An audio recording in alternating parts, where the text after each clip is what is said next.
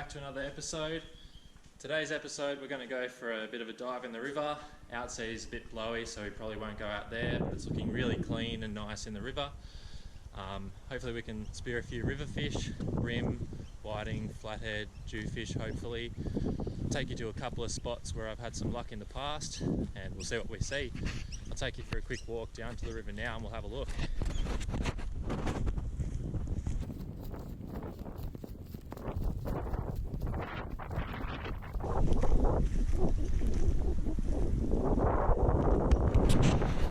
The water's looking pretty clear.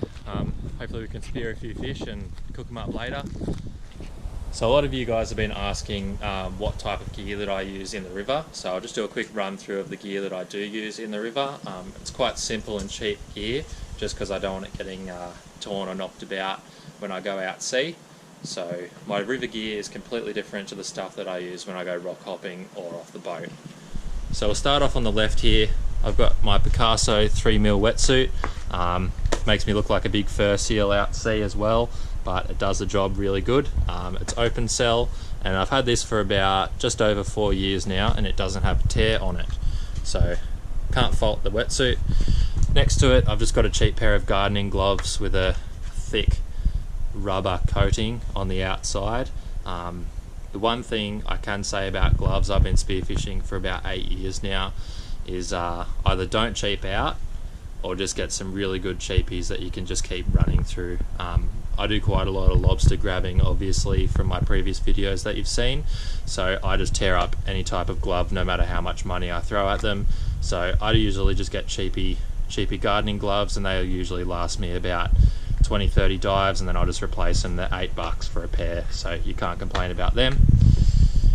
Next to it, I've got my Sub weight vest. You just put your weights in the back, held in by Velcro. So this is a vest, not a belt. I use a belt to actually hold it, so when I take big drops and big dives, it doesn't come up back over my head. So this holds it on from my waist. It's attached by this little clip here, the shark clip. It's a really good weight vest. I've gone through 2 of them over the past 5 or 6 years, and I can't fault them at all.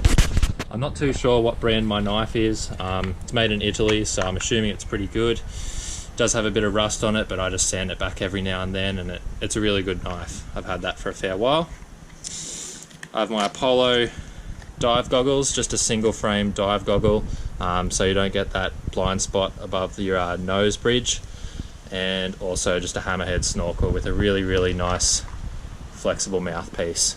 Molds really well around your face, and I can't fault this combo at all. Dive socks is the other thing.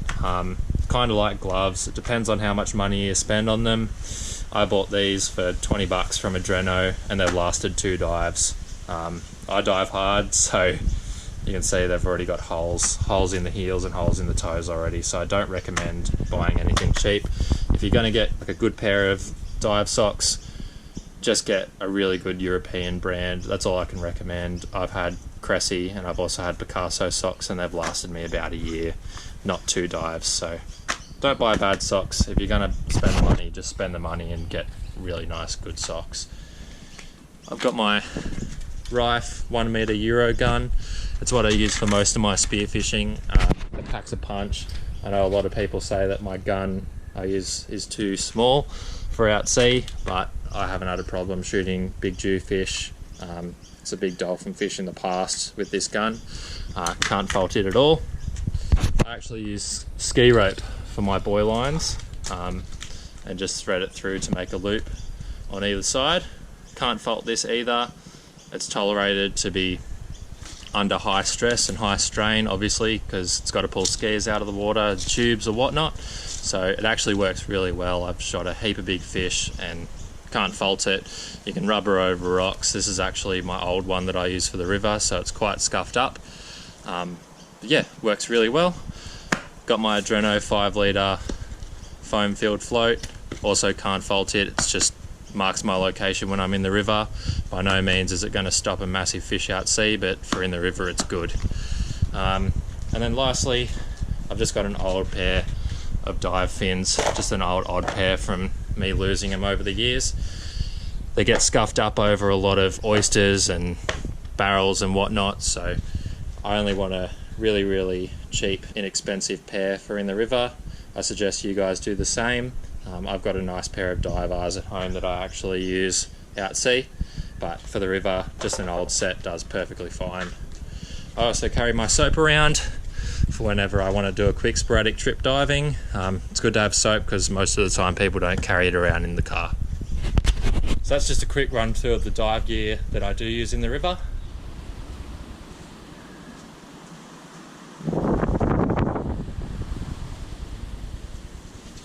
So that's what it looks like on me. Not too bad for the river. I blend in quite well. I don't seem to have too many problems with the fish. Let's get out there.